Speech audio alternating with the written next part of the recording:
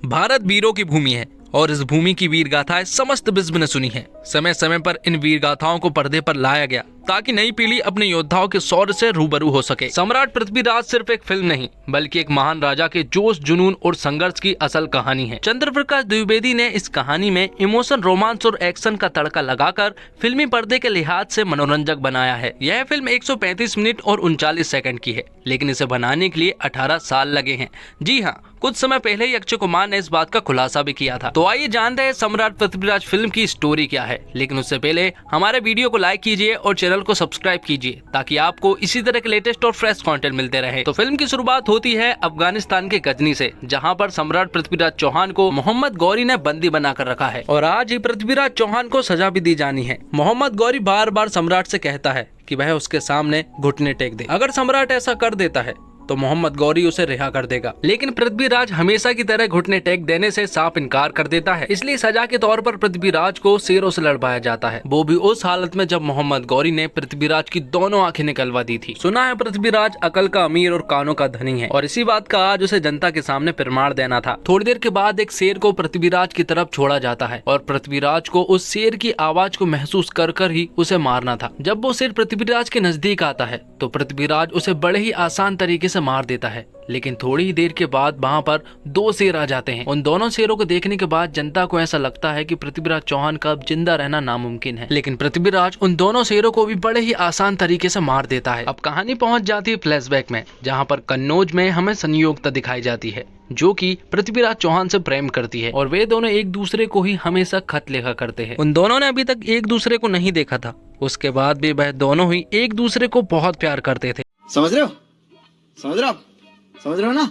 जो कि उनके खत में साफ दिखता है। अगले सीन में हम देखते हैं कि गजनी से मोहम्मद गौरी के भाई मीर हुसैन का एक दूत आता है और वह एक पैगाम लेकर आता है पृथ्वीराज चौहान के लिए। दूत पृथ्वीराज चौहान से कहता है कि मोहम्मद गौरी और मीर हुसैन के बीच में बगावत हो चुकी है और अब मोहम्मद गौरी मीर हुसैन को मारना चाहता है, इसलिए मीर हुसैन आपकी शरण में आना चाहता है। और जब पृथ्वीराज चौहान उस दूत से पूछता है कि आखिर उन दोनों भाइयों के बीच में बगावत किस वजह से हुई है, तो दूत सम्राट को बताता है कि मोहम्मद गौरी की बीबी को मीर हुसैन ने भगाकर ले गया है। दरअसल मोहम्मद गौरी की वाइफ एक नाचने वाली थी और मीर हुसैन और वह दोनों ही एक दूसरे से प्यार करते थे, इसलिए अब मीर हुसैन को कोई बचा सकता है तो वह आप ही हैं। और सम्राट कोई भी फैसला लेने से पहले अपने सामंतों से जरूर पूछा करता था और जब वह अपने सामंतों से पूछता है तो काना काका पृथ्वीराज से कहते हैं कि एक नाचने गाने वाली की वजह से वह सुल्तान से क्यों भिड़ना चाहता है, तो सम्राट कहता है कि क्या नाचने गाने वाले की कोई इज्जत नहीं रहती। काका सम्राट से कहता है कि वह भूल गया है कि गजनी का महमूद बहुत ही खतरनाक आदमी है, तो सम्राट कहता है कि नहीं भूला है वो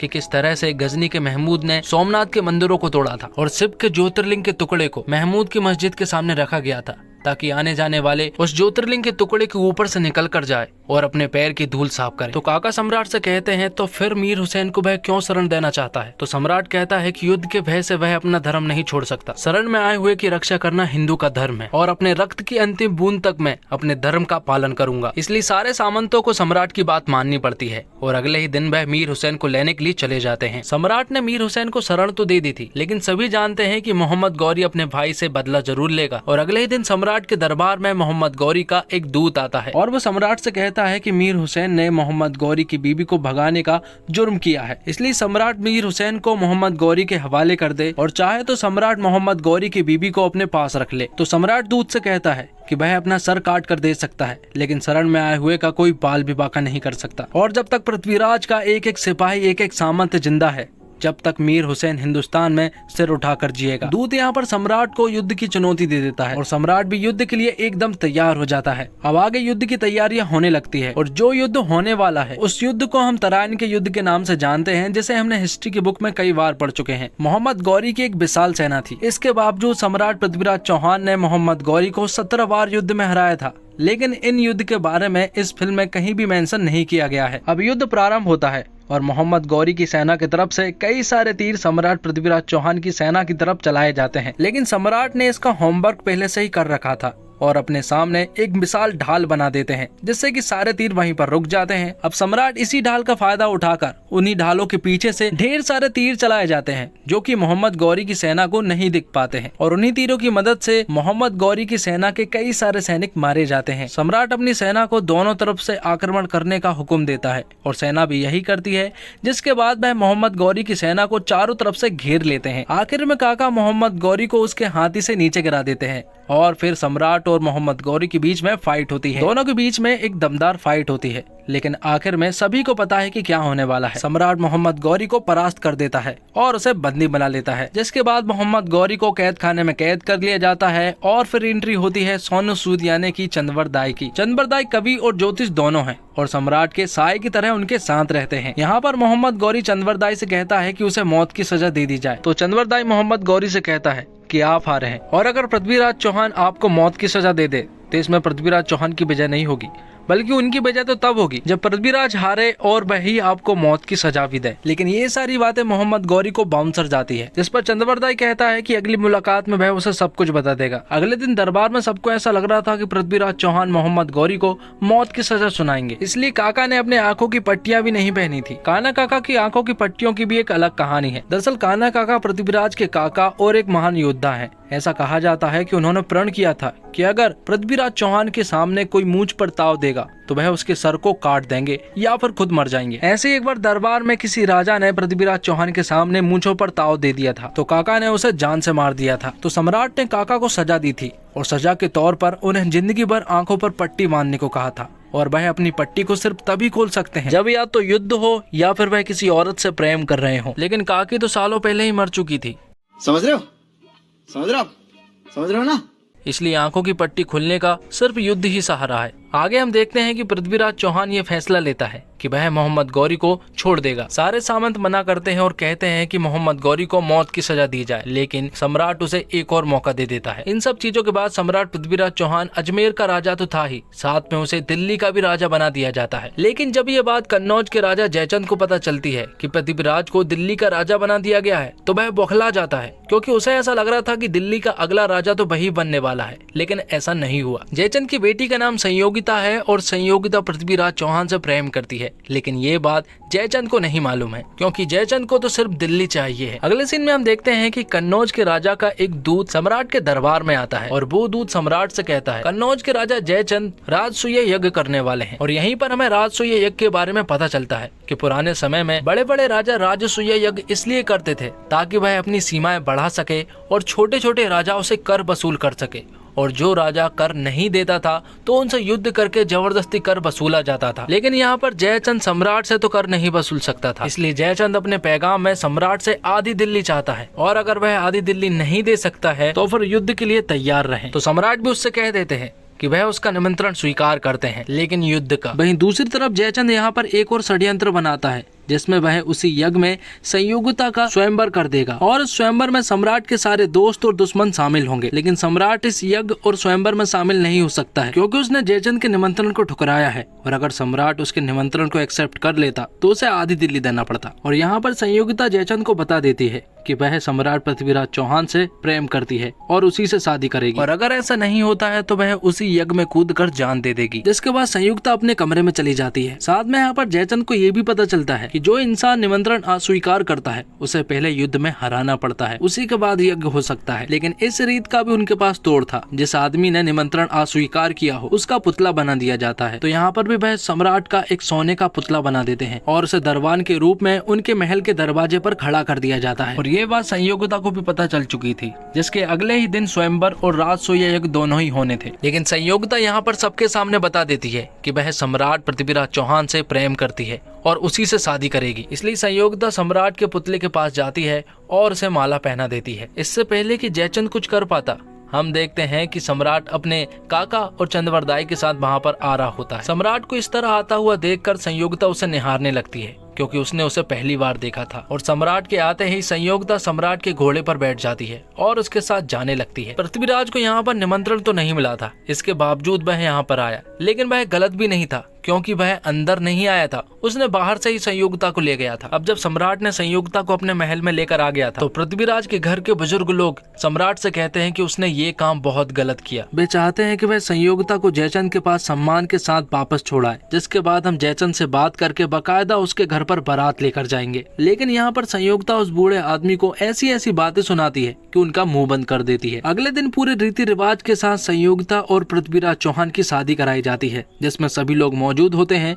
और सभी खुश भी होते हैं। साथ ही उसे दरबार में ले जाकर बराबरी का दर्जा भी देता है और अपनी प्रजा की औरतों से कहता है कि वह डायरेक्ट ही संयोगिता को अपनी प्रॉब्लम बता सकती हैं। आगे हम देखते हैं कि पृथ्वीराज चौहान और संयोगिता कुल देवी की दर्शन करने के लिए जा रहे होते हैं। जाने से पहले वह काका से मिलता है और उनसे कहता है कि कुल देवी से उनके लिए वह क्या मांगे। तो काका उससे कहता है कि मेरी धरती और मेरे पृथ्वी के लिए मरने का पहला हक उसे हो। दूसरी तरफ हम देखते हैं कि जयचंद अपने सामंतों से कहता है कि वह गौड़पुर पर जाकर हमला करे और उसे अपने कब्जे में करे। तो जयचंद की पूरी सेना गौड़पुर की तरफ निकल जाती है। वहीं दूसरी तरफ सम्राट की सेना को भी ये पता चल चुका था कि जयचंद की सेना गौड़पुर पर अटैक करने वाली है, लेकिन प्रॉब्लम ये थी कि सम्राट यहाँ पर नहीं था, वह कुल देवी के दर्शन करने के लिए गया था। इसलिए ये युद्ध उन्हें बिना सम्राट के ही लड़ना था और इस बात से सभी लोग मान भी जाते हैं।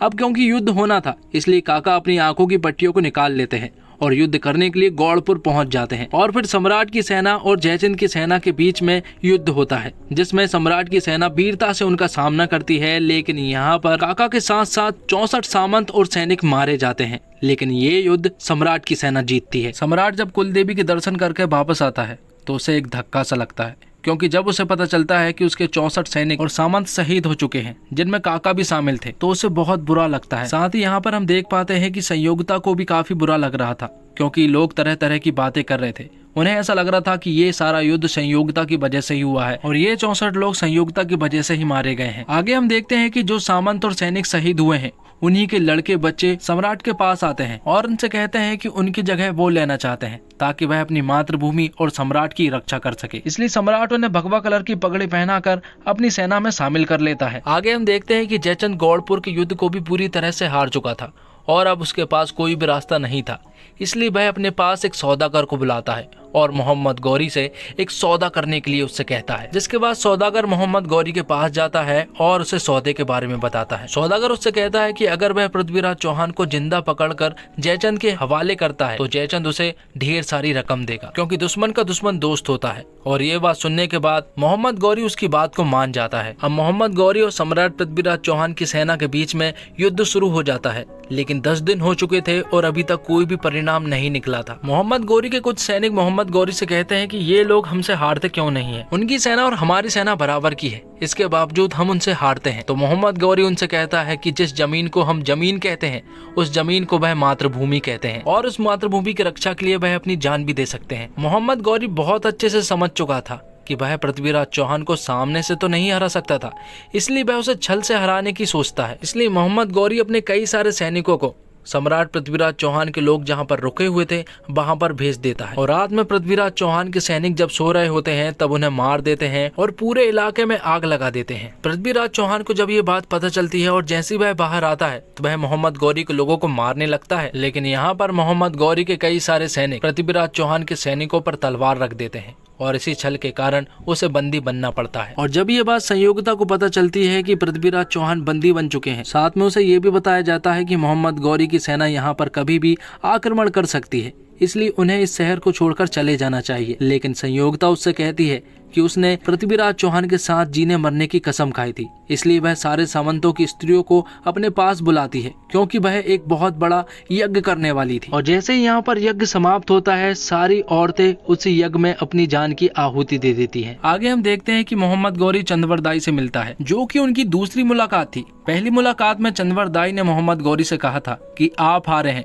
और अगर पृथ्वीराज चौहान आपको मार देते हैं तो इसमें पृथ्वीराज चौहान की विजय नहीं होगी, बल्कि उनकी विजय तो तब होगी जब पृथ्वीराज चौहान हारे और वही आपको मारे। मोहम्मद गौरी चंदवरदाई से कहता है कि अब उसकी शान मिट चुकी है और अब पृथ्वीराज चौहान कुछ भी नहीं कर सकता, क्योंकि अब तो सम्राट के पास दोनों आंखें भी नहीं हैं। तो चंदवरदाई यहाँ पर मोहम्मद गौरी को एक बहुत ही सुंदर बात कहता है। वह कहता है जुगनियों को गुमान है कि उन्होंने सूरज को कैद कर लिया। जुगनियों को क्या पता कि उनके शहर में सूरज उगा ही कहाँ है। पृथ्वीराज चौहान के चाहने वालों को लगता है कि वह सूरज थे और उनके आगे गौरी समेत सब जुगनू। साथ में चंद्रबरदाई मोहम्मद गौरी से ये भी कहता है कि अभी तक उन्होंने सम्राट का शौर्य देखा कहाँ है, उन्होंने तो अभी तक उसे सिर्फ धोखे से ही हराया है। साथ में चंद्रबरदाई उसे ये भी कहता है कि सुल्तान के वीर सम्राट से चुनौती देकर लड़े और जब वे उससे लड़े तो उससे आहट करके लड़े। शर्त सिर्फ इतनी है कि जब भी उनका सैनिक उनसे लड़े तो आहट करे या फिर आवाज देकर लड़े। और उनके इस कवि चंद्रबरदाई को उस समय अपने स्वामी के सान में खुतबा पढ़ने की इजाजत मिले तो मोहम्मद गौरी इस चैलेंज को एक्सेप्ट कर लेता है। और अगले ही दिन जैसे ही सम्राट पृथ्वीराज चौहान की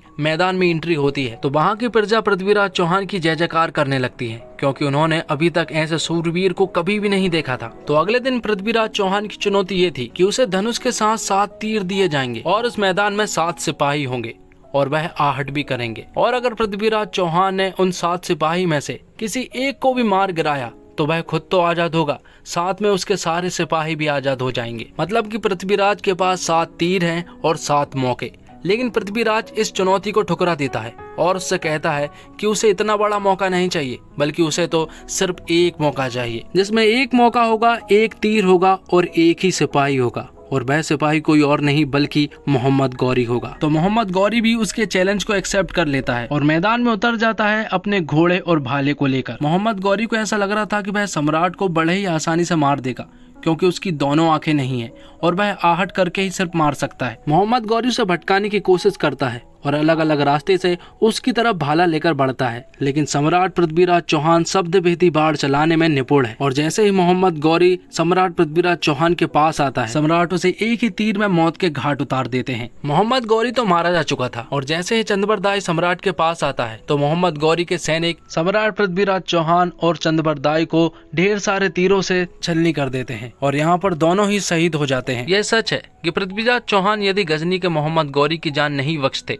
और गौरी के लिए कन्नौज नरेश जयचंद पलक पावड़े नहीं बिछाता तो शायद भारतीय उपमहाद्वीप का इतिहास कुछ और होता। सम्राट पृथ्वीराज फिल्म न सिर्फ एक राजा की शौर्य गाथा है बल्कि एक इतिहास भी है।